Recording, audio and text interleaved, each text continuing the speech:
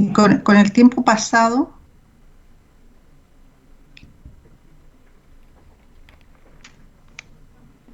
ese es hacia el futuro, ¿cierto? Lo que vamos a ver hoy día. Y la clase pasada, Vimos el flashback, el raconto. claro, ¿no es cierto? Y esos son saltos hacia ¿a qué tiempo? En relación a un presente. Ah, Al futuro, al pasado. Al futuro, al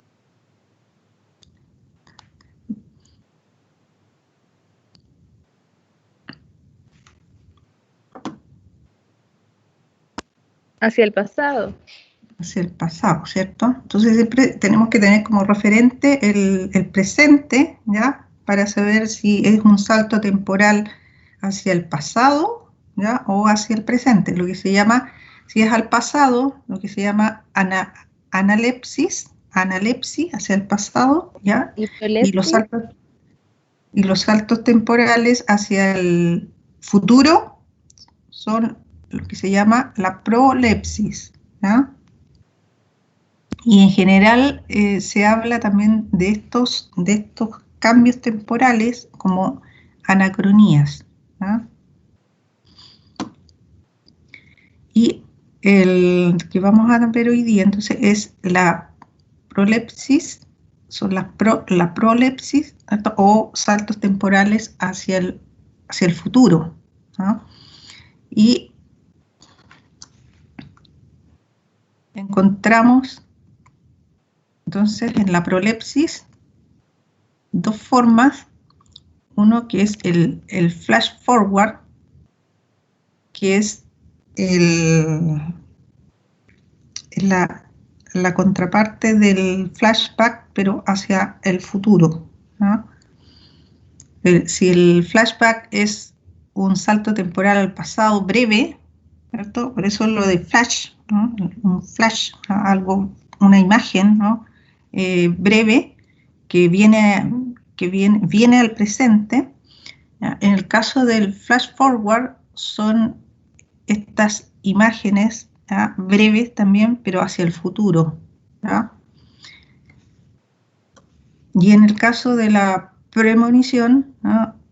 Sería la otra cara de la moneda, podríamos decir, del raconto, puesto que el raconto es un salto hacia el pasado extenso. ¿M? No es nada más que una imagen, una situación, ¿no? Muy breve, sino que es un relato, ¿ya? Más extenso, ¿ya? En el caso de la premonición también, ¿no? ¿Ya? Hay un relato, ¿no? Pero hacia el futuro. ¿No? Claro, como algo que pasa acá en esta escena, ¿no? En este capítulo de Los Simpsons, ¿no? Que se cuenta que Donald Trump, ¿no? Es el presidente de la nación, cuando todavía Donald Trump no, bueno, esa es otra cosa, ¿no? Esa es otra cosa, ¿no? Que de la que se ha hablado, que Los Simpsons también han predicho, ¿ah? Hechos que van a venir, ¿ya? En varias ocasiones, ¿no? Ya, pero dentro de la ficción, digamos, dentro de la historia que se cuenta ahí en Los Simpsons, hay una premonición porque, se fijan, aquí está la escena del presente, ¿ah? Y entonces se va hacia un supuesto futuro en donde Donald Trump sería el presidente, ¿no? De la nación. Aquí, no sé si se podrá ir aquí al YouTube, ¿no? Directo.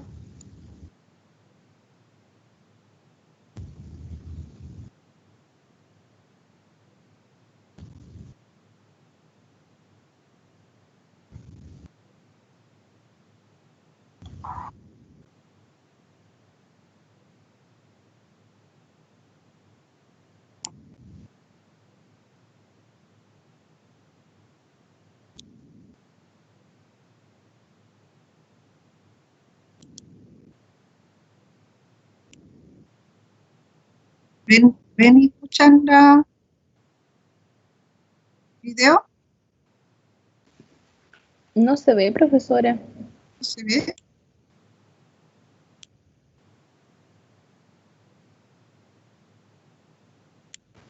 No, no se ve.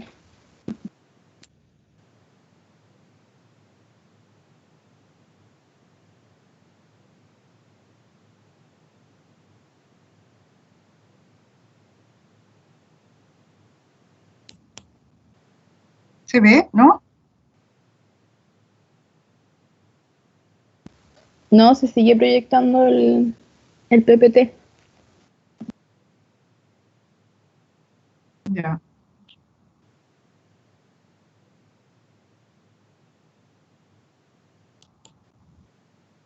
Voy a tratar de... Esperen un poquito.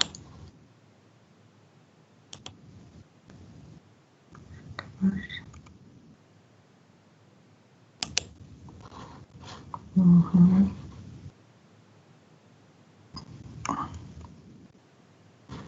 Compartir.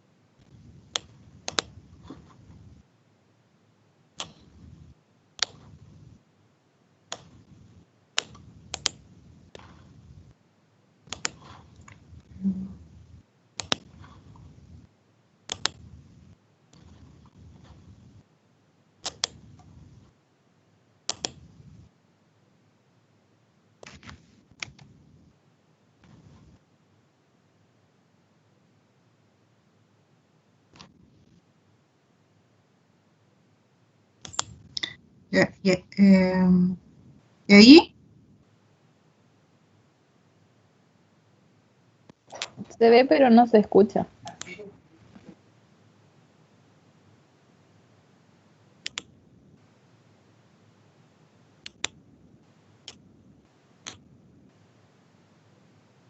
¿Y ahí se ve?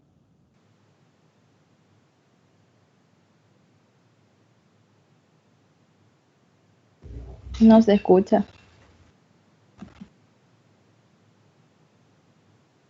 ¿Se ve ahí o no?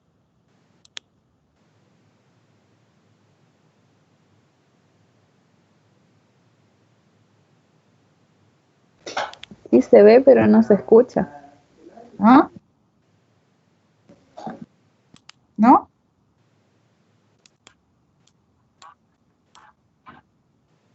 ¿No se ve?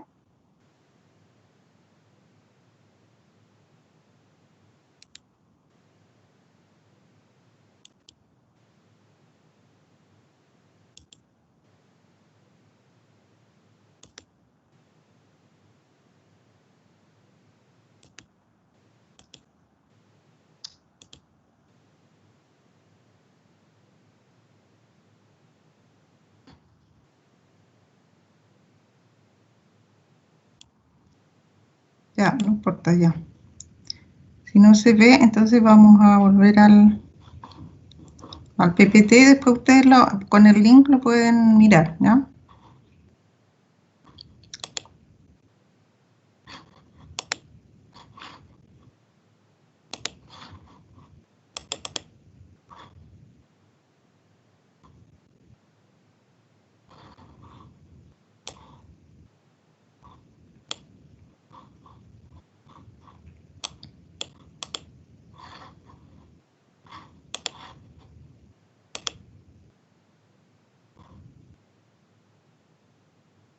Ya.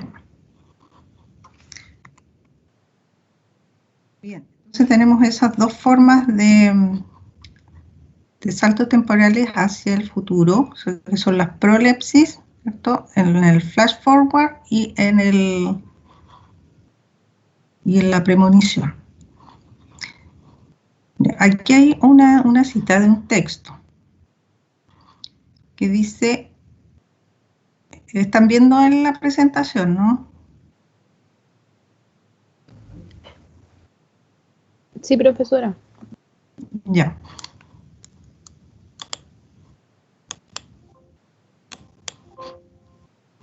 Ya, dice, y enseguida un relámpago, una intuición que estalló en su mente y le hizo detenerse en mitad del pasillo. Me espera en la sacristía. Eso era, no cabía duda. Pensó en volver atrás y huir por el portón de entrada, pero comprendió que los bandidos vigilarían ese acceso y no conseguiría sino hacer un papel más triste. No, tenía que avanzar bruscamente. Quizás después de todo no vigilen la entrada y quiera darme una oportunidad de escapar. A mí, al sacerdote, sí, a lo mejor es eso. Ya, entonces ahí la pregunta dice, ¿qué te dice acerca del tiempo las frases destacadas?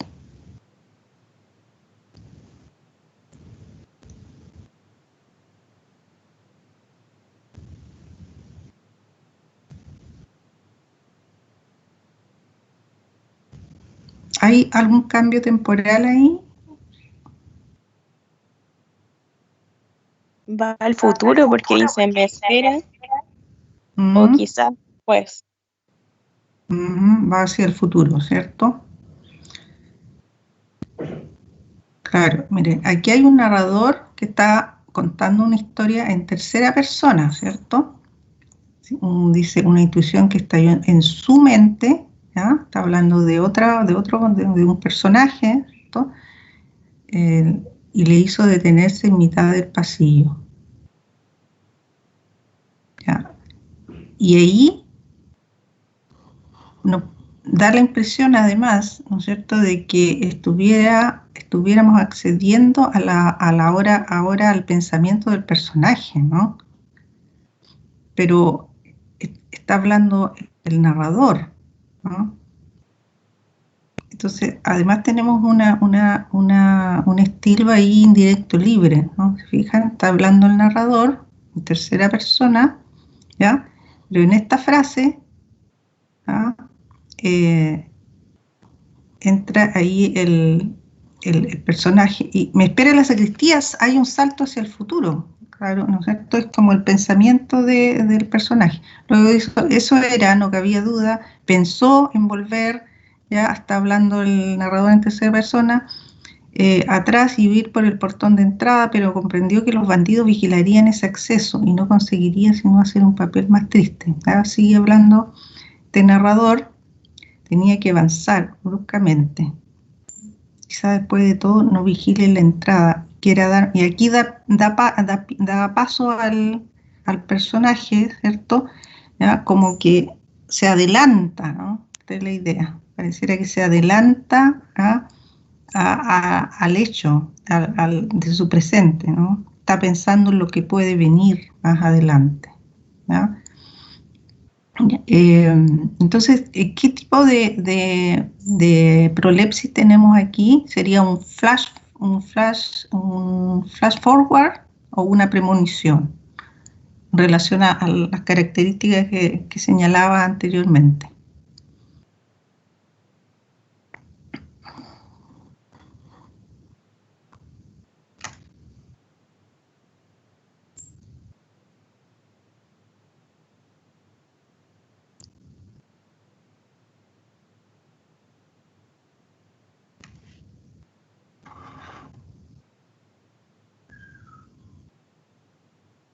¿Es un salto breve en el tiempo o es un relato extenso que se proyecta al futuro?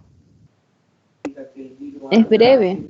Es breve, ya. Por lo tanto, ¿cuál era el breve, el flash forward o la premonición?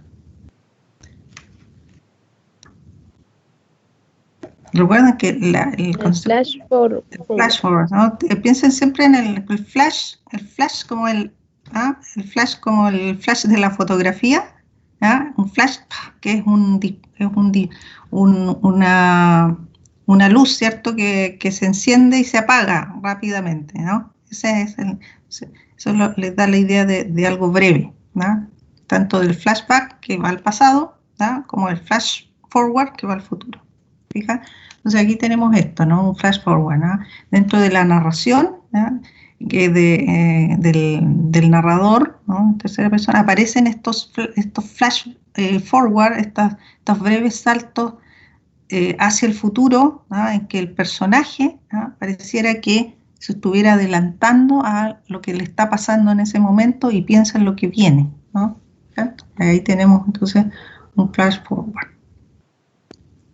Ya, aquí es algo parecido a lo que pasa acá en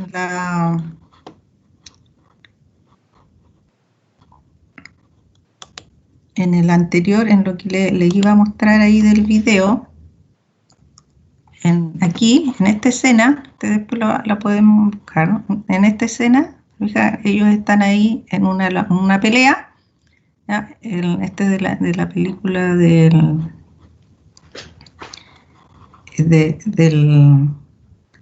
¿cómo se llama? Se me olvidó el nombre del personaje. Sherlock Holmes. De Sherlock Holmes, ¿cierto? Gracias. De Sherlock Holmes, ¿ya? Y allí en esta pelea, ¿cierto? Que está Sherlock Holmes con este hombre, ¿ya? Están luchando y le está yendo bastante mal a Sherlock Holmes en la pelea, ¿ya? Y él tiene un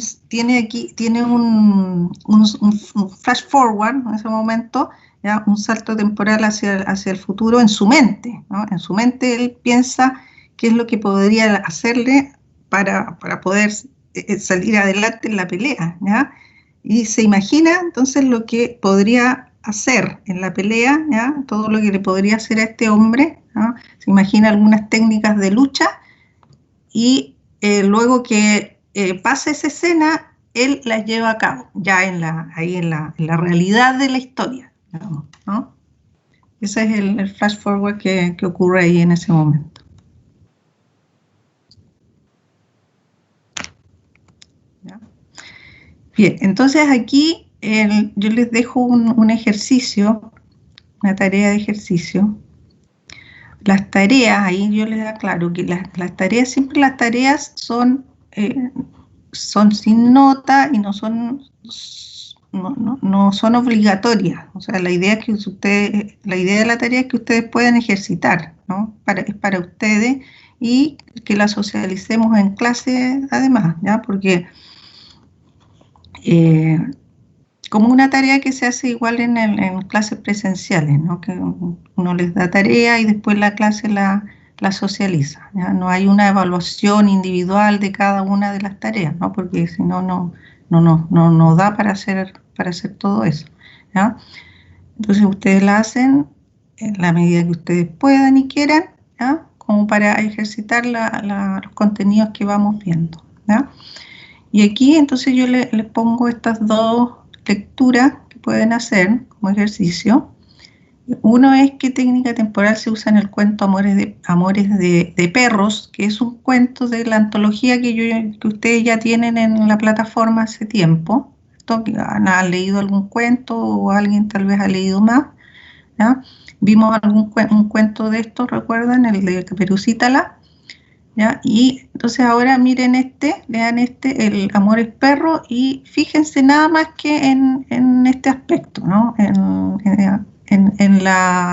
lo que es el tiempo, ¿ya? Y también en este otro cuento, aquí ya para los lectores ya más, ya que quieren algunos desafíos más, desafíos lectores, ¿ya? Si es que no lo han leído también, porque tal vez también algunos lo conocen y pueden también decir algo al respecto, ¿ya? Que es La noche boca arriba, ¿no? De Julio Cortázar. Entonces, si no has leído el cuento, dice La noche boca arriba, te invito a leerlo y a pensar qué ocurre con el tiempo y cuál es el final, ¿ya? Porque ahí el final, ¿sí? Ese cuento es muy bueno, pero es como muy extraño a la vez también. Ah, usted lo leyó, claro, ¿ve? Entonces ahí Muy usted... bueno, pero... O O sea, no entiendo en realidad, o sea, qué es lo que pasa al final, o sea, es como muy raro. claro, ¿cierto? Porque ahí No, pero mejor el autor hace este juego, ¿no? Juego escritural con el tiempo, justamente, ¿no? Juega con el tiempo, que es algo muy característico de la escritura de Cortázar, ¿cierto? El espacio-tiempo, ¿no? Se juega con el espacio-tiempo, ¿ya? En la narración. Y el final es muy decidor en relación con lo que ocurre en la historia, ¿ya? Claro, porque a la medida que vamos leyendo la historia, ¿ya? Se produce intencionalmente, ¿cierto? Por parte del autor, cierta confusión, ¿no es cierto? Entonces nos produce una interrogante. ¿Qué pasa ahí? ¿Ah? Que pudiera darnos una hipótesis, ¿no? Darnos una respuesta de pensar qué es lo que está pasando, ¿ya? Pero el final, ¿ya? Nos va a dilucidar efectivamente qué es lo que ocurría en la historia. Entonces que ahí hay que poner bastante atención ahí al final, cómo termina el cuento. ¿Ya?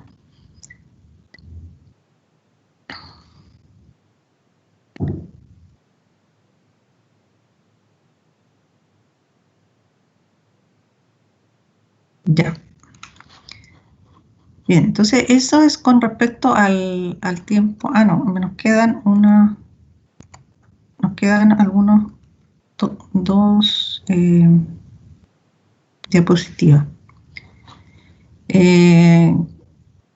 Sí, quería agregar esto, ¿no? Algunas preguntas asociadas al tiempo.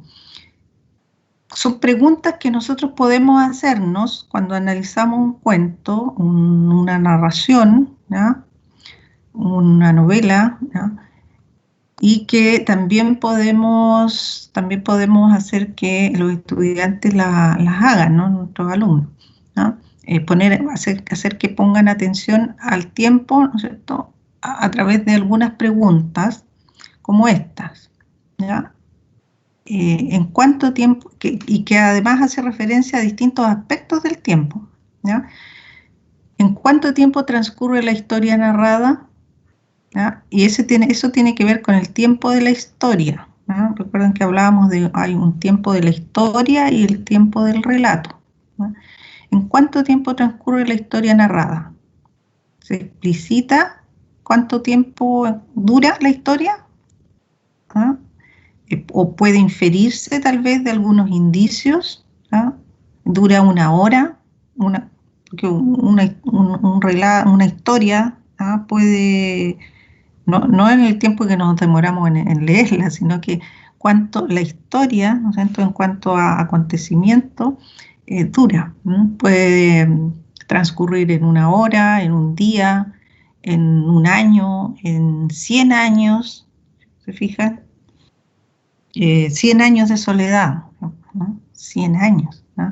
Hay novelas que transcurren en un día. Por ejemplo, el Ulises de James Joyce transcurre en un día y es una novela extensa, ¿verdad?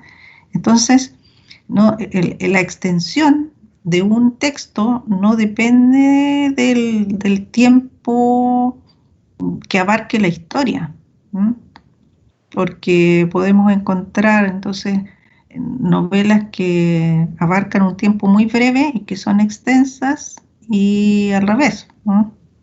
Novelas que tal vez no son tan extensas, pero que abarcan un tiempo mayor, ¿ya? Entonces depende de cómo se relate, ¿ya? Cómo se extiende el tiempo, la narración, o se condensa el tiempo, ¿no? ¿Ya? Y algunas entonces tienen algunos referentes que nos pueden indicar cuánto dura, o nos dan algunos indicios como para saber cuánto dura, o no puede determinarse, ¿no? Lo otro, ¿existe diferencia temporal entre el presente del relato y el tiempo de la historia narrada? ¿No? El tiempo, ¿se explicita la distancia temporal entre ambos?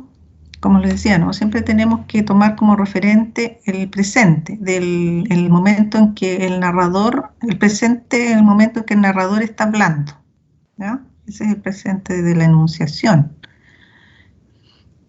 Y en relación con ese presente, entonces, vemos qué diferencia existe con el tiempo de la historia en que el narrador nos está contando, ¿no? Veíamos el ejemplo del Titanic, ¿cierto? Ahí ella estaba contando en su presente, el momento en que ella contaba, que ya era una mujer mayor, y ella decía en relación al tiempo de la historia que iba a contar, ¿cierto? Que habían pasado 84 años.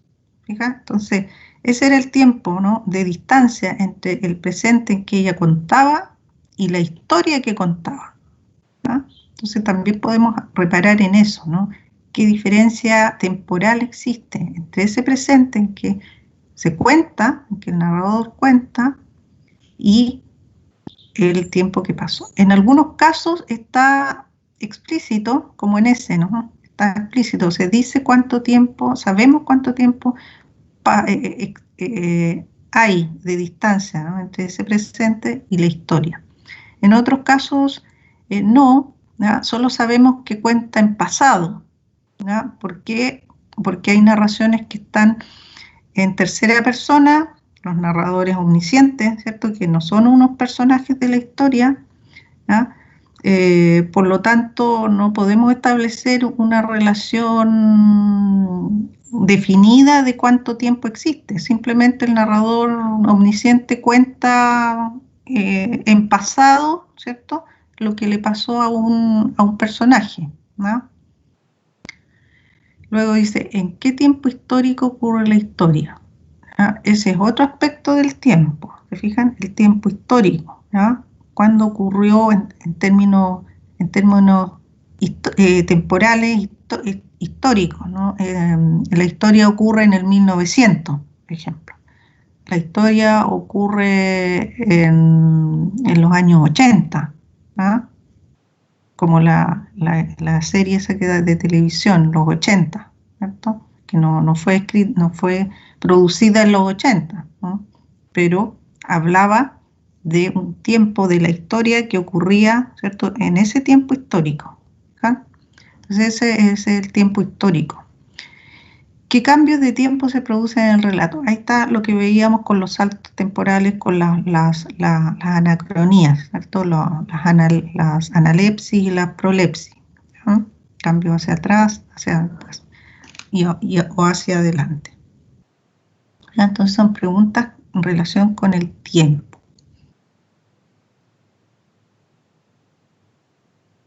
Y aquí hay una cita de Umberto Eco, que es este semiótico, que dice, cuando se nos cuenta una historia que se refiere a un tiempo narrativo, el tiempo del que se narra, que puede ser hace 2 horas, hace 1000 años, tanto el narrador en primera o tercera persona como los personajes pueden referirse a algo que aconteció antes del tiempo que se narra.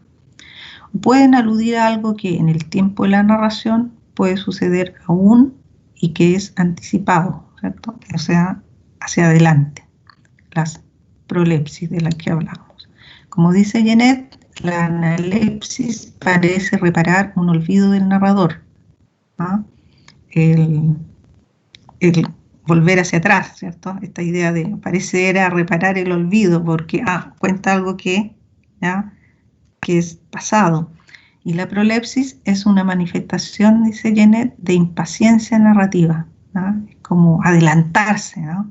Esa impaciencia narrativa.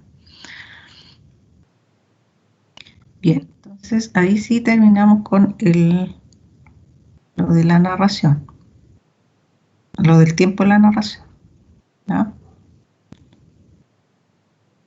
Bien, hasta ahí alguna consulta antes de pasar al otro tema.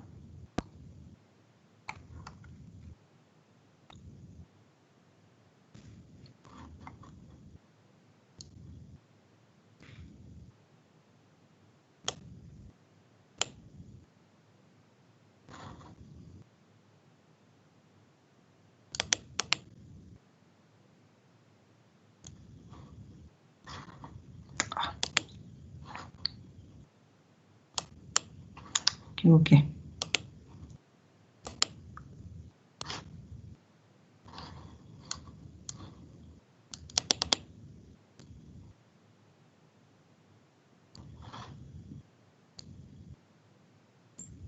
Ya.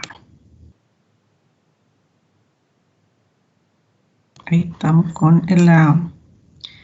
Ya, entonces vamos ahora a tratar sobre la literatura infantil y particularmente sobre obras y autores, ¿no? Bueno, aquí primero quise traer dos citas, una de un escritor de literatura infantil precisamente, que es Maurice Sendak. Vamos a ver luego después un texto de Maurice Sendak, ¿no? Dice él: los niños viven dentro de la fantasía y en la realidad de una manera que ya no podemos recordar. ¿Ah? O sea, los adultos ya olvidamos muchas veces esa relación, ¿no?, entre los niños y la fantasía, cómo ellos se relacionan con la fantasía de manera tan natural, tan espontánea, ¿ya? Y que cómo ellos pueden transitar de la fantasía a la realidad, de la realidad a la fantasía, sin mayor problema, ¿ah? Nosotros los adultos somos los que nos complicamos a veces con los textos que leen los niños y la relación que tienen con la fantasía especialmente. Y Bruno Bettelheim, que fue un psicoanalista, ¿ah?, que también estudió la literatura infantil y la relación de la literatura con los niños, decía sobre los cuentos de hadas particularmente, que vamos a ver ahora, decía: los cuentos de hadas toman muy en serio las angustias de los niños. Claro, ¿no? Porque él estudió los cuentos justamente en relación con cómo los cuentos le ayudan a los niños, ¿no?, en su desarrollo psíquico. ¿Cuál es tu cuento de hadas preferido? Piensen ustedes, ¿ah?, en algún cuento de hadas, en algún cuento de niños, ¿ah?, cuando eran pequeñas, algún cuento que se les venga a la mente. Pueden mencionarlo. Escucho.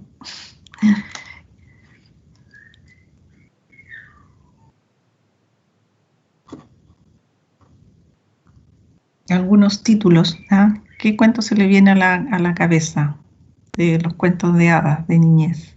¿Ah? Alicia en el País de las Maravillas. Alicia en el País de las Maravillas. ¿Ya alguien más?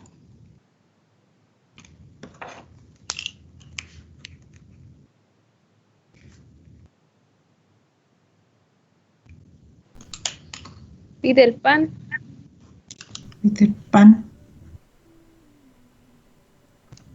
¿Sería un cuento de hadas? No, Peter Pan no es un cuento de hadas. Alicia tampoco es un cuento de hadas. Son novelas, ¿ya? El patito feo. El patito feo, ya. Sí, hay un cuento, sí, que es de Andersen, ¿ya? Pulgarcito. Pulgarcito, sí, ahí sí, ese es un cuento, ¿no?, de hadas.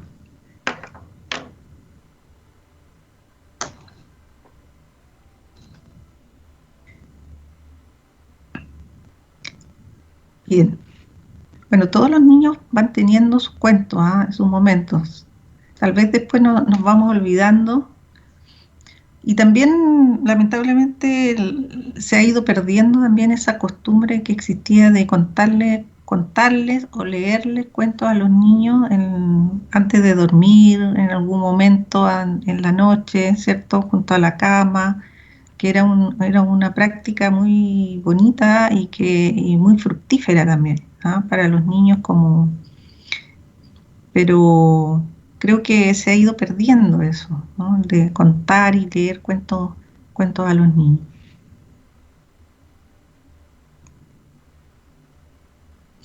Bueno, y en relación con los cuentos de hadas, ¿no? Los cuentos maravillosos,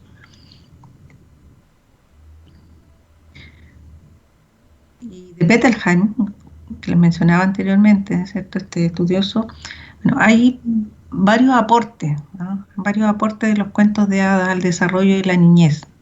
Primero que nada, el desarrollo de la imaginación, ¿no? Cómo los cuentos contribuyen a desarrollar la imaginación de los niños y de las personas en general, ¿no? Posteriormente, cómo ese desarrollo de la imaginación infantil va a ser provechoso también para los niños en su momento, como niños, y también posteriormente como personas, ¿no? El desarrollar tempranamente la imaginación también va a contribuir a desarrollar la creatividad, por ende, ¿ya? Y la creatividad, ya los estudios en neurociencia ya nos están diciendo que es fundamental para el aprendizaje en general, ¿ya? Y para el desarrollo del conocimiento, incluso, o sea, más allá de las artes, que la neurociencia nos está diciendo que las artes son fundamentales, porque yo creo que va a venir un giro en lo que es la educación, que se ha ido centrando mucho en materias muy cognitivas, ¿cierto? Y ha ido dejando de lado las artes, ¿ya? Se las ha ido despreciando, minusvalorando, ¿ya? Y la literatura sabemos que es una forma de arte, ¿no? Entonces, pareciera ser que, según lo que nos están diciendo estos estudios de la neurociencia, que las artes, ¿ya? Y el desarrollo de las artes a edad temprana, ¿ya? En la escolaridad, ¿cierto? Puede contribuir justamente a la creatividad de los niños y de las personas, ¿ya? Por eso debiéramos volver justamente a enfatizar más el desarrollo de las artes y en este caso de la literatura, ¿no? Los textos, cuentos de hadas también divierten con calidad literaria, ¿ya? Este es otro aspecto que favorece también el desarrollo de los niños y de su desarrollo cognitivo y su desarrollo emocional al mismo tiempo, ¿ya? Divertir con calidad literaria, ¿ya? Entonces la diversión, ¿ya? Los acerca también a la lectura, ¿ya? El disfrutar, ¿cierto? El disfrutar de los cuentos, el disfrutar de la literatura, de la lectura, de las narraciones, ¿ya? Siendo textos de calidad, ¿ya? Va a ser relevante, ¿no? Y eso es algo que tienen los cuentos de hadas, ¿no? Nos dice el propio Bettelheim que los cuentos de hadas en definitiva, son efectivos, dice él, en términos de un aprendizaje y un desarrollo psicológico de los niños, son efectivos precisamente por la calidad literaria de los textos, ¿ya? No porque te enseñen algo explícitamente, ¿ya? No es porque le digan a los niños lo que tienen que hacer en términos explícitos, como un sermón, ¿no? Eso a los niños no les gusta, ¿no? No les gusta que los sermoneen, ¿ya? Lo que hacen los cuentos, entonces, es enseñarles a los niños a través de las historias, ¿no? Las historias en sí mismas, escritas ¿no es cierto?, escritas con calidad, justamente son las que los divierten y al mismo tiempo las que resultan efectivas en términos de un aprendizaje interno y experiencial, ¿no? Los cuentos de hadas entregan mensajes al consciente e inconsciente del niño o niña, ¿no es cierto? O sea, los niños leen en dos niveles, ¿no? Leen en un nivel consciente, ¿ya?, de lo que ellos pueden explicitar, lo que pasa en la historia, por ejemplo, ¿no? ¿Qué pasó en la historia? Pasó tal y cual cosa, ¿ya? La historia consistió en que hay un personaje, ¿no es cierto?, que hace que le pasan tales cosas, que hace tales acciones, que se encuentra con otros personajes, ¿no? Todo eso funciona a un nivel consciente. Pero también Bettelheim nos habla de un nivel inconsciente, ¿no? Que es algo que no es lo explicitado, ¿no? Pero que funciona de todas maneras, ¿ya? Y ahí hay un aprendizaje, dice Bettelheim, a nivel inconsciente, que es algo que nosotros no podemos evidenciar, ¿no? Nosotros estamos muy acostumbrados, sobre todo como profesores, a que todo tiene que ser evidenciable, ¿no? Y no todo es evidenciable, ¿no? Hay aprendizajes que ocurren de manera inconsciente, y esto pasa con los cuentos, ¿no? Con la literatura, en los niños, ¿no? Y por eso los niños muchas veces les gusta un cuento y se han fijado, no sé si ustedes tienen hijos o niños chicos con los que compartan, que les gusta un cuento y les gusta que les cuenten de nuevo ese cuento, ¿ya? O que les lean de nuevo ese cuento, aunque ya se lo hayan leído, ¿no? Y lo vuelven a pedir y lo vuelven a pedir, ¿ya? ¿Por qué? Porque ese cuento entonces está satisfaciendo una necesidad psíquica del niño. ¿Y hasta cuándo contar un cuento, ¿ya? Que un niño lo pide? Hasta que lo deje de pedir, ¿no? Eso nos dice Bettelheim. Ayudan a enfrentar experiencias del desarrollo y situaciones problemáticas, ¿no? Experiencias del desarrollo que todos los niños tienen, o sea, hay aspectos que son comunes, universales en los niños, ¿ya? Y por eso es que ocurre que los cuentos siguen siendo actuales a pesar del tiempo, ¿no? Los clásicos. ¿Por qué a los niños les sigue gustando los cuentos de hadas, ¿no? Si fueron creados hace muchísimo tiempo, ¿no? Desde la tradición oral hasta pasar a lo escrito, ¿no? Siglos, y los niños siguen gustando de ellos, ¿no? Porque hay algo entonces en esos cuentos que apela a aspectos que tienen que ver con el desarrollo psíquico de los niños en general, ¿no? De la niñez y de las personas en general, ¿no? Entonces, estos cuentos ayudan a enfrentar esa experiencia y situaciones problemáticas particulares también, ¿no? Por eso también la diferencia es que algunos niños van a pedir más unos cuentos que otros, ¿no? Les va a llegar tal vez más un cuento que otro, porque también tiene que ver con su experiencia personal dentro de un contexto, ¿no? Con situaciones problemáticas ya más individuales. Y los cuentos de hadas también nos dice Bettelheim que dan sentido a la vida, ¿no? Ese es otro aporte, ¿no? Ayudan a los niños paulatinamente a ir dando sentido a la vida, ¿no? A través de las historias que se cuentan y cómo se cuentan, ¿no? A través de lo que los personajes viven, ¿ya? Entonces el niño o la niña también vive a través de los personajes, y especialmente del personaje protagónico, de la heroína o del héroe, ¿no? El niño o la niña puede identificarse con el héroe, ¿no? Y se identifica no porque sea el bueno del cuento, se identifica porque es el protagonista del cuento, ¿no? Independientemente además de su género, ¿no? Un niño se puede identificar con Cenicienta, ¿no?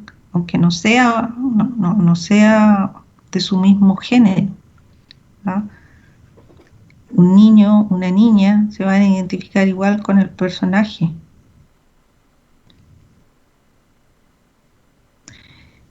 Y ayuda, por último, a la independencia y la madurez, ¿no? A que los niños vayan madurando dentro de su propio desarrollo, obviamente, ¿no?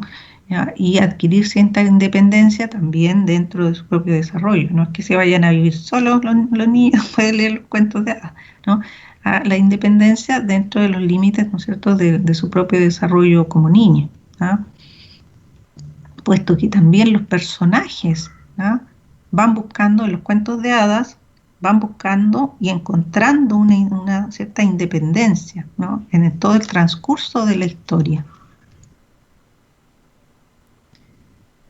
Bien. Ahora, dentro de los clásicos infantiles encontramos a un escritor que es Charles Perrault, ¿no?, que vivió entre 1628 y 1703. Fíjate, estamos hablando del siglo XVII, ¿ah?, y casi comienzos, o sea, ahí comienzos del XVIII. ¿No?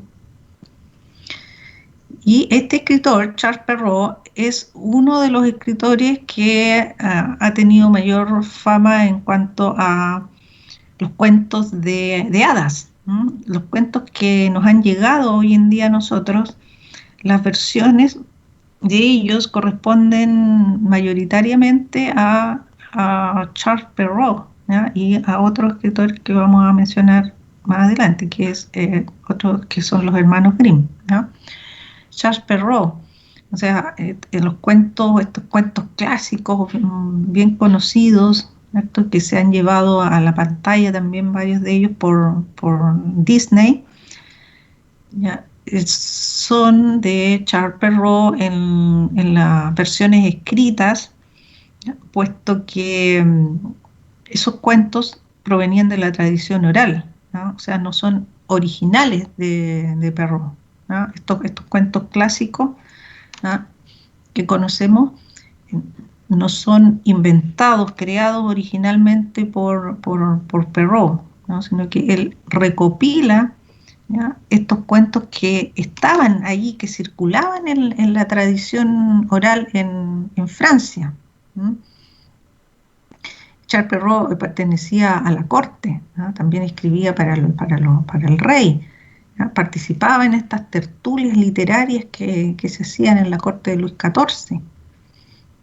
Y escribió estos libros, estos cuentos, ¿no?, estos cuentos en verso, y sobre todo los más conocidos son cuentos de Mamá Oca o cuentos de la Madre Oca, historias o cuentos de tiempos pasados, ¿no? Este libro que está acá, que es de 1697.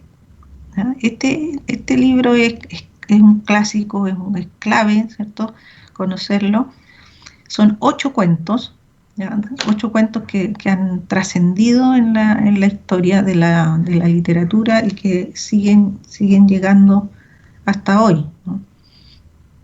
Aunque las versiones que solemos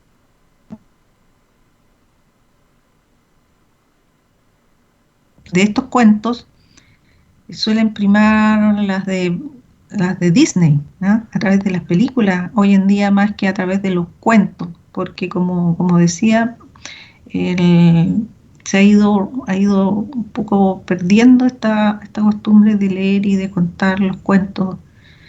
Y por otro lado, las mismas producciones de Disney han sido tan poderosas que vemos que se imprimen, se editan ediciones de estos cuentos siguiendo más bien las versiones de Disney que las versiones de estos autores, ¿no?, de Perrault o de los Grimm, ¿no? Bueno, hay algunas tendencias en este contexto, ¿no?, en que escribía Perrault, la tendencia de la tradición, que se refiere a las preocupaciones que tenía la corte de ese tiempo, preocupaciones políticas, sociales y sexuales, de las clases altas, de la aristocracia. La didáctica también es otra tendencia. La didáctica refería a que los textos tuvieran un carácter moralista, ¿no?, que enseñara algo, ¿no?, cuáles eran los deberes, cuáles eran las expectativas que se tenía de los hombres, de las conductas de las mujeres, y sobre todo de la conducta de las mujeres, ¿no?, en la corte. ¿ya? Entonces existía esta idea de la necesidad de introducir estas normas de conducta, ¿no? También para que se criaran los niños, las niñas, ¿no? En relación con ciertos modelos que se consideraban los convenientes, ¿no?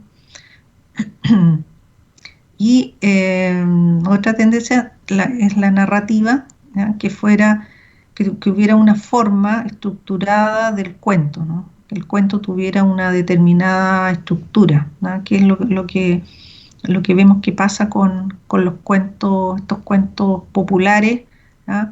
Que vemos que hay una cierta estructura, ¿no? que suele caracterizar a estos cuentos, ¿no? Que hay un inicio, ¿no? Con un personaje que está en un lugar, por lo general el lugar, una casa, ¿no? Y sale de este lugar, emprende un viaje, ¿ya? Pasa una serie de pruebas, de dificultades, ¿ya? En las que tiene que sortear, ¿cierto? Una serie de limitaciones para conseguir algo, ¿ya? Hay un objeto a conseguir, ¿ya? Y en este proceso hay un cierto aprendizaje de parte del personaje, ¿no? Y también suele haber algunas ayudas para que el héroe o la heroína consiga lo que quiere, ¿no? Y estas ayudas a veces suelen ser mágicas, ¿no? Hay ayudantes mágicos que colaboran para que el personaje consiga, ¿no? Lo que quiere. Ahora, también hay un aspecto histórico, ¿no? Que Darton, que es un estudioso, repara en estos aspectos históricos de los cuentos de hadas, ¿no? O sea, Darton dice que no solamente tiene que ver en los cuentos de hadas con una fantasía desligada de la realidad, sino que más bien al revés hablan de cuestiones, ¿no es cierto?, y de aspectos que tenían que ver con la realidad de su tiempo, ¿no? Y que eran contados por gente, ¿no?, del pueblo. Dice, contaron campesinos que los habían aprendido cuando niños, mucho antes de que el dominio de la lectura y la escritura se hubiera extendido en todo el campo. Como todos los narradores de cuentos, los cuentistas campesinos adaptaban el ambiente de sus cuentos a su propio medio ambiente, pero conservaban los elementos principales intactos, usando repeticiones, rimas y otros recursos mnemotécnicos, ¿no? Recursos mnemotécnicos se refiere a recursos de memorización. Y justamente las repeticiones son recursos mnemotécnicos porque permiten memorizar mejor un texto. Así también las rimas, ¿no? Las rimas también nos facilitan la memorización de los cuentos. Entonces aquí Darton nos dice que estos cuentos circulaban, ¿no? Circulaban entre el pueblo, ¿no? De boca en boca, se iban transmitiendo de generación en generación. Entonces lo que hace Perrault es recopilar estos relatos, ¿no?, que estaban ahí en circulación. ¿Por qué se hace esto? ¿No? ¿Por qué recopilan estos cuentos? ¿Por qué Perrault recopila? Bueno, una intención era ennoblecer la literatura popular y fantástica, ¿no?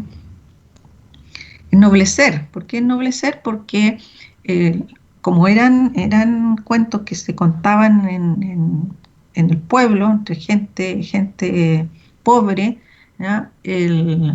No tenían el mismo valor que textos, ¿no?, que eran escritos, ¿no?, y que circulaban, ¿no?, en las clases pudientes, ¿no? Entonces lo que hace Perrault al escribirlos es justamente desde ese contexto es tratar de ennoblecer estos relatos, ¿no?, al pasarlos a la escritura y al hacerlos circular ya en este otro ambiente, ¿no? Recolección de relatos, ¿ya? Él recolecta entonces relatos que contaban los aldeanos, las cocineras, ¿ya?, la gente del pueblo. Y por primera vez entonces aparece el mundo de las clases humildes de la época, ¿no?, a través de estos cuentos ya escritos porque ya, como digo, ya estaban circulando, pero solamente oralmente, pero ya escrito, aparece ya todo este mundo de las clases humildes, ¿no? Los leñadores, los molineros, campesinos, sirvientes, ¿ya?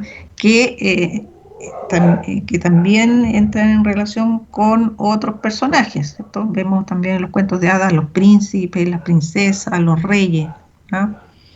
Aparece una tierna humanidad, dice, una tierna humanidad en relación con que ahora se piensa también en los niños, ¿no? Los niños aparecen también como posibles lectores de estos cuentos, aun cuando en su origen ya estos cuentos no eran para niños, no estaban pensados para niños, porque se contaban, no existía, recuerda que el concepto de niñez en realidad no existía, existían los niños por supuesto, pero no existía el concepto de la niñez, ¿ya?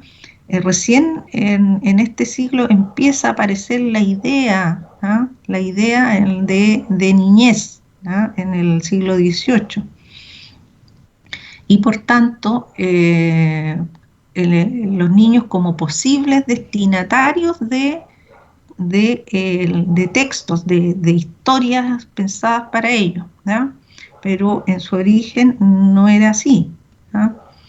Y también hay un cambio paulatino en las ediciones que se presentan de Perrault y de los Grimm, ¿ya?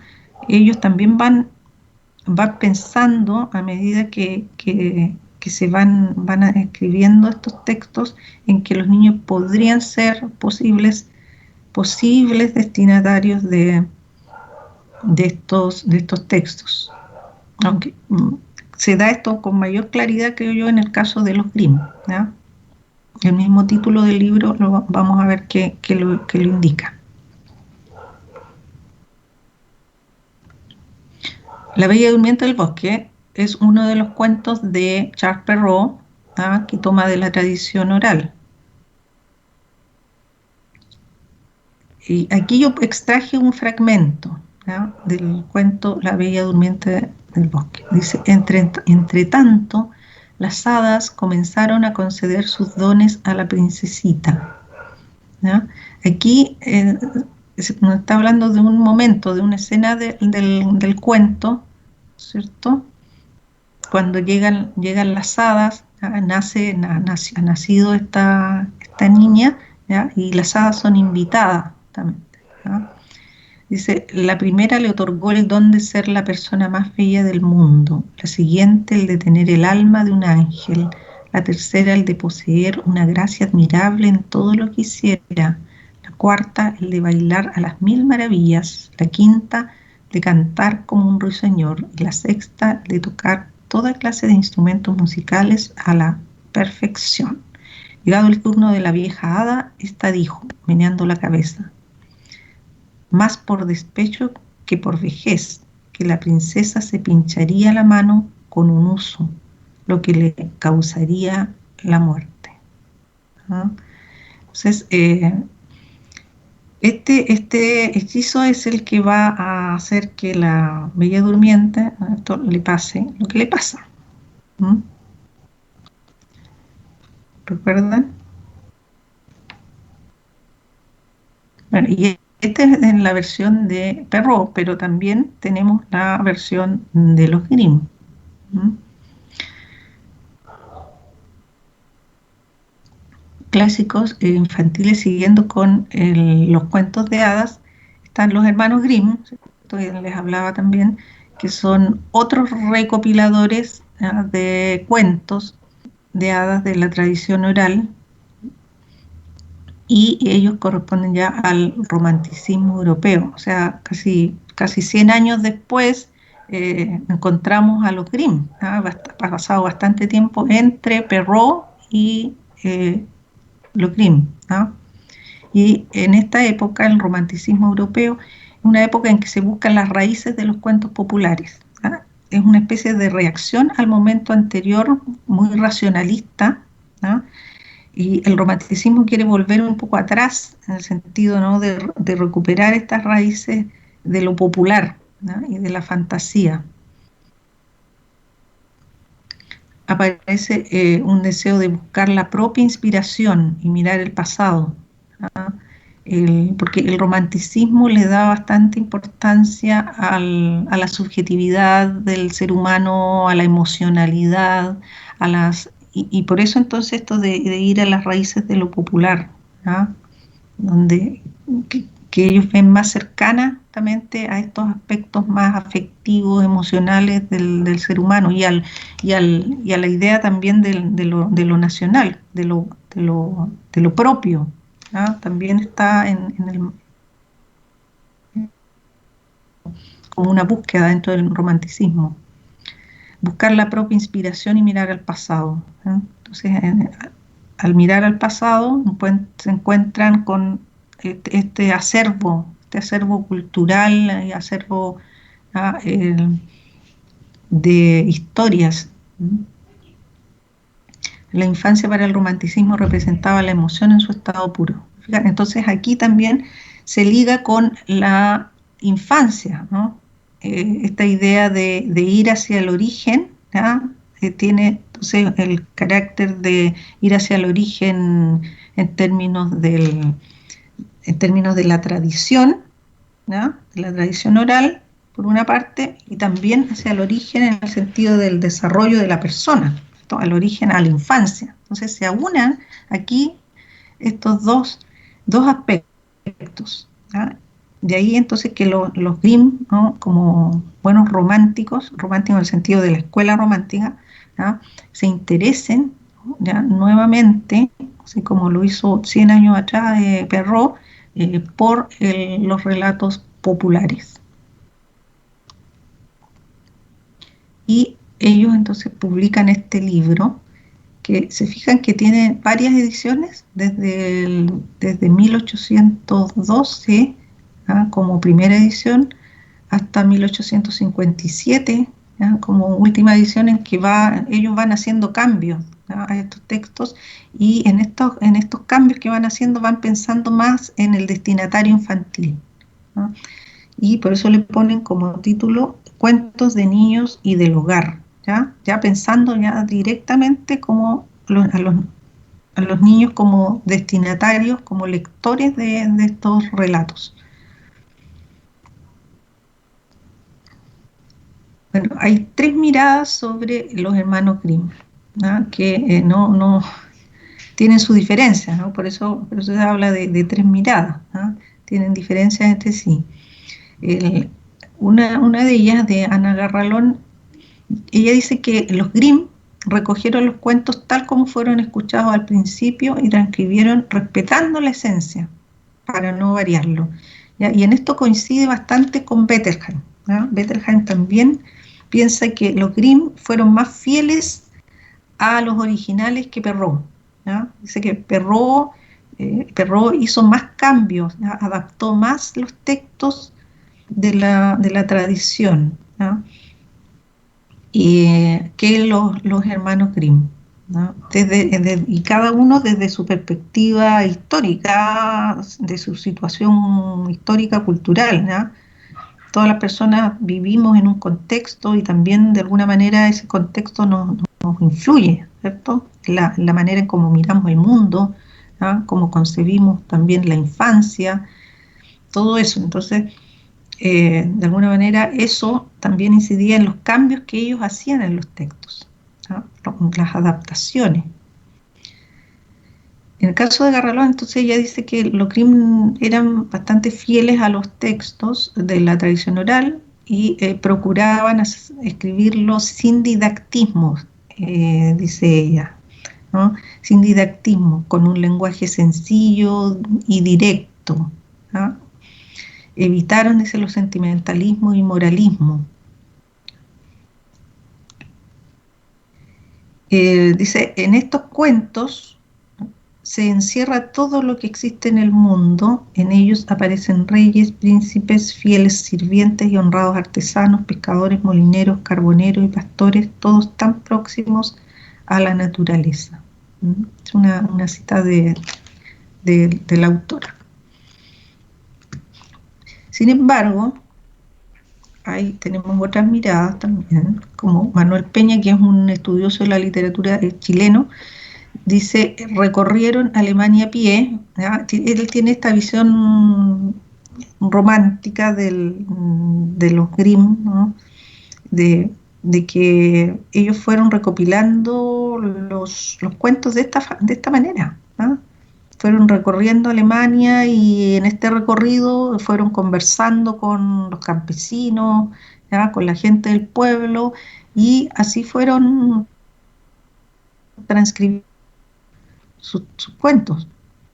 Peña dice que suavizan el horror y trastocan incluso los finales. Aquí hay una diferencia, se fijan, con Garralón, que decía que son fieles a los escritos, ¿no? Peña dice que ellos igual imprimen cambios a los textos, ¿no? Que incluso dice que cambian los finales, ¿no? Y tratan de suavizarlo más bien. Ahora, yo creo que es posible que hayan hecho estas adaptaciones pensando sobre todo que ellos después dirigen su edición a los niños, ¿no? Cuentos de niños, para niños, de niños y del hogar. Se enfocaron en realizar una detallista recopilación de los cuentos, ¿no? Entonces,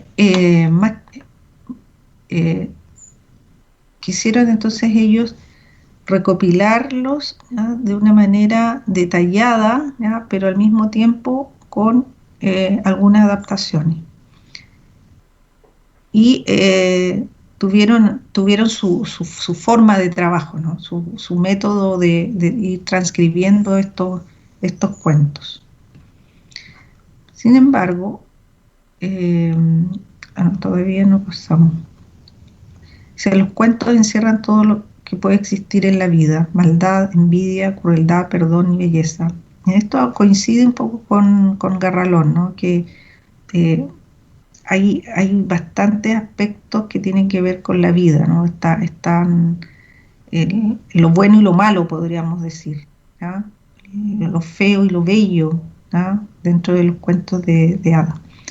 Y esto es algo que es positivo desde la visión que veíamos anteriormente de Bethlehem, ¿cierto?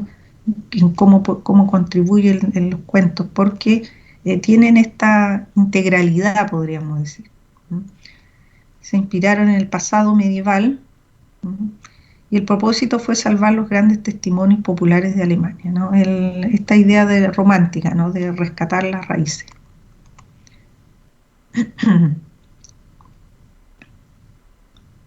Aquí les extraje también un fragmento en este caso, de Blancanieves, ¿ya? Que dice: espejo de luna, espejo de estrella, dime, en esta tierra, ¿quién es la más bella? A lo que el espejo contesta: lo que dije de vos, lo digo de ella, es Blancanieves 1000 veces más bella, ¿no? Y ahí encontramos una escena, ¿no? Y una frase además que son muy características y que han pasado también a la cultura, ¿no? Entonces, tenemos este referente, incluso personas que tal vez no hayan leído el cuento de Blancanieves, ¿no? Ya el motivo del espejo, ¿no? Y estas frases, ¿no? De decir, de interrogar al espejo en relación con la belleza, ¿no? Parte de la cultura, ¿no? Hay un referente cultural que conocemos, ¿no? que reconocemos, que es la madrastra, ¿no? ¿Recuerdan? La madrastra frente al espejo, interrogando al espejo en relación con quién es la más bella, espejito, el espejito, espejito, también se dice, ¿no? Y Camila Valenzuela tiene esta otra mirada, ¿no? de los cuentos, que ella dice que ella no tiene esta visión romántica, ¿no? De que los Grimm iban de pueblo en pueblo recogiendo los relatos de la boca de los campesinos, sino que ella piensa que los Grimm visitaban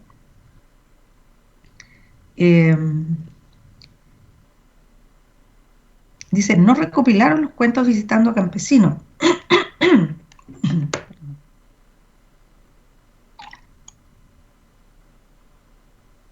Como decía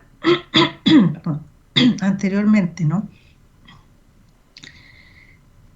Sino que ellos invitaban a narradores a su hogar para que le relataran ellos los cuentos. Y a estas personas que ellos invitaban no eran los campesinos, ¿no?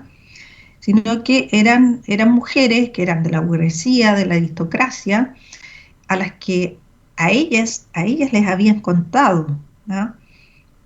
Estas personas que eran las cocineras, toda la gente que trabajaba para ellos, para la burguesía o para la aristocracia, y que también criaban, ¿no? Porque los que estaban al cuidado de los niños eran estas personas, ¿no? Eran estas nodrizas, ¿ya? Entonces los niños, ¿ya? se relacionaban con estas personas y ellos les contaban los cuentos, ¿no? Entonces, en el periodo de la crianza les contaban estos cuentos y después ellos los recordaban. Por tanto, esta es la otra teoría, ¿no? Que los Grimm recopilaron los cuentos a través de ellos. Bien.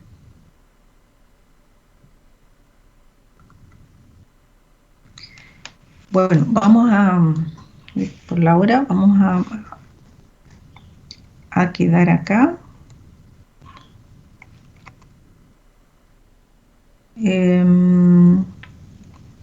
ver, sí, quiero terminar con estas dos nada más para un poco cerrar esta parte. Ya, entonces, Valenzuela dice que los Grimm no solamente fueron recopiladores, ¿ya? Según su opinión, sino que también le llama a ella contaminadores creativos y artísticos, ¿ya? O sea, también pusieron de lo suyo, también ellos hicieron cambios a los textos, no solo recopilaron. Crearon un tipo ideal de cuentos maravilloso, dice, basado en cambios temáticos, formales, estilísticos, para atraer a la clase media, ¿no? Entonces había una intencionalidad también en los cambios que ellos estaban haciendo según los destinatarios a los que ellos también querían llegar, ¿no? Porque ellos escribieron entonces y publicaron libros. Por tanto, esos libros no iban a ser leídos por las clases bajas, ¿no?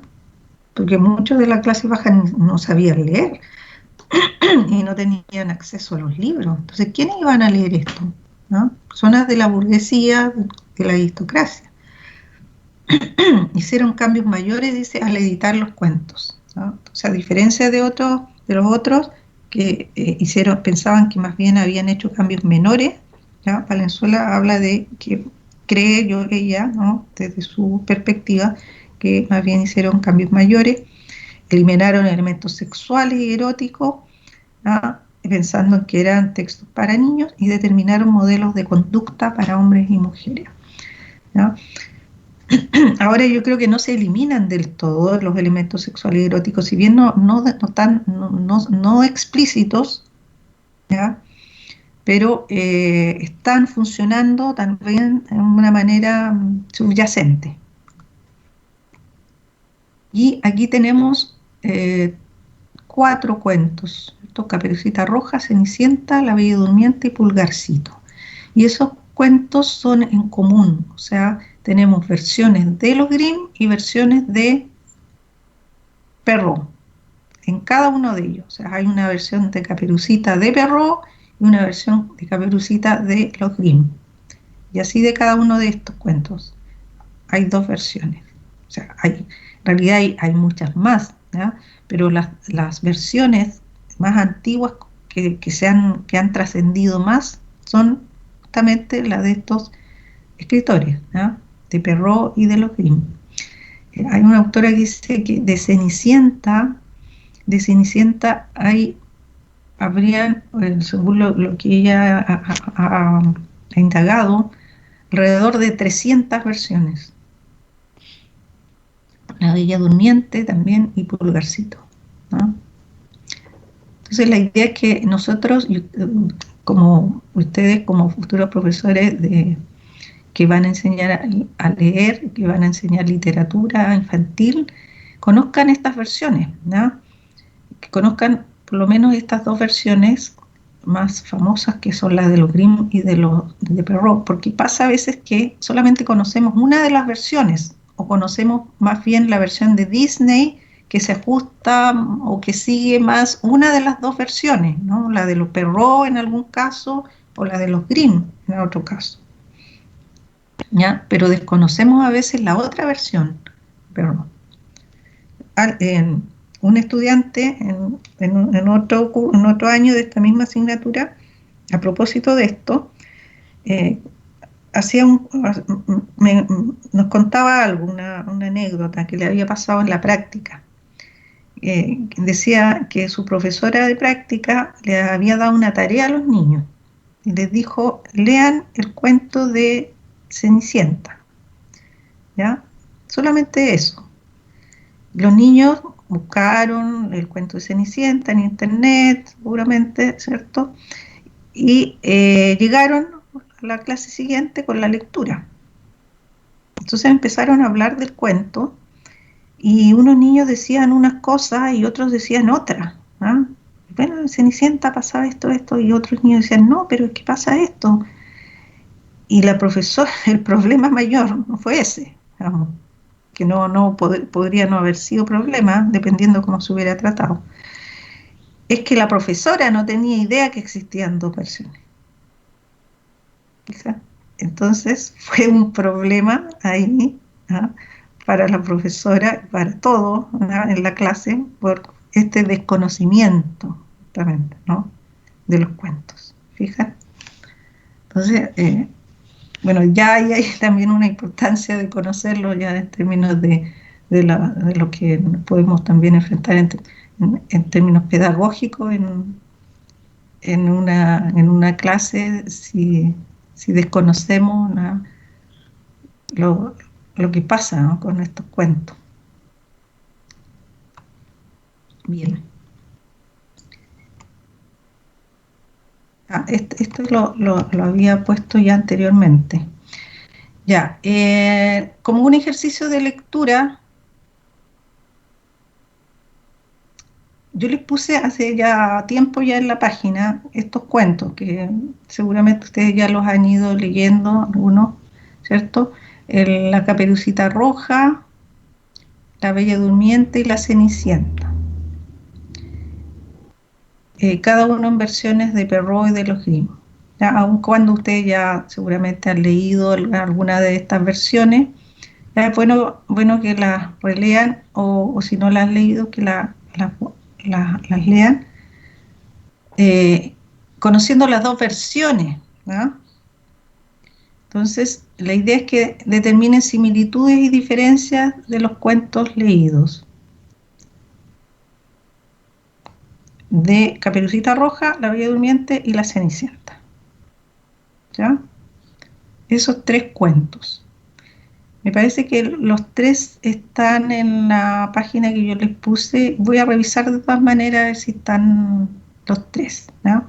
Caperucita, yo les puse un libro digital de los cuentos de los Grimm, ¿ya? Ahí hay bastantes cuentos de los hermanos Grimm.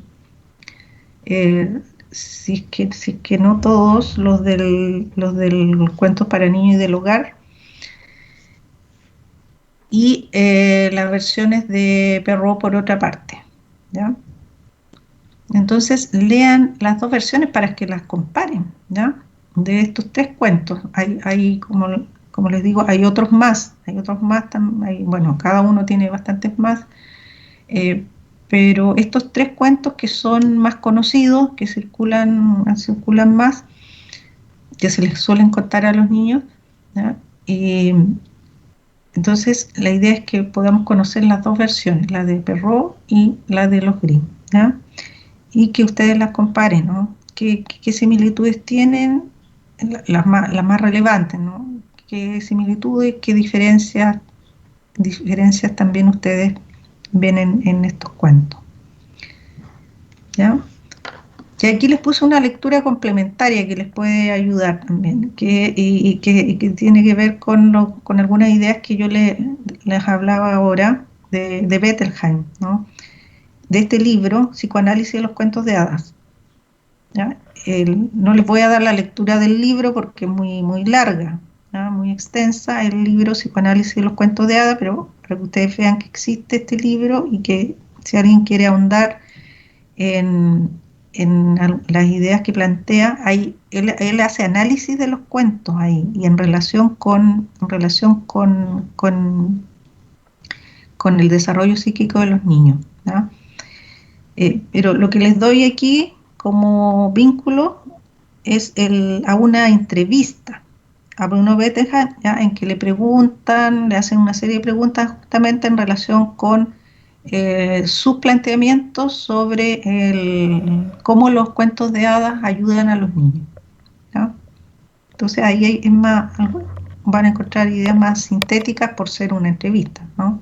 Pero todas estas ideas provienen del libro Psicoanálisis de los cuentos de hadas.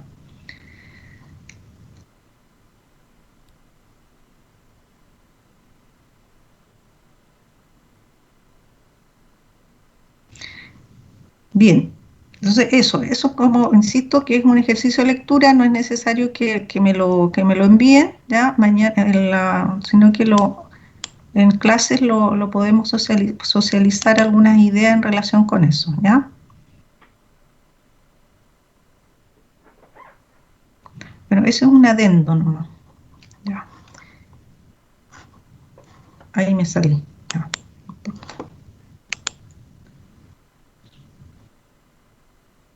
Bien. Chicos, ¿alguna consulta, pregunta, observación, comentario?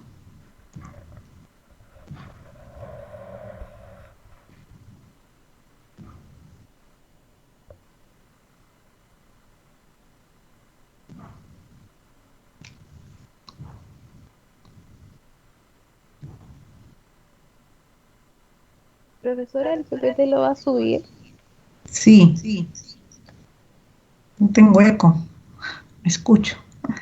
Sí, lo voy a subir a la plataforma. Ya. ¿Alguna pregunta, algún comentario?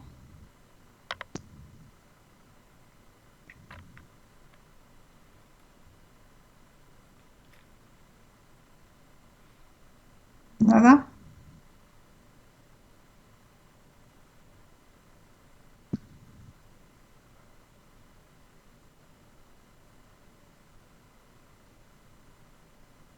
Ya. Entonces quedamos aquí. Lean los cuentos. ¿Ya? Cualquier cosa ahí me consultan. Ya hasta la próxima. Que esté muy bien. Chao. Chao, profesora, cuídese. Chao, profe. Chao, profe, Chao. gracias. Bien. Chao, profe, nos vemos. Dios.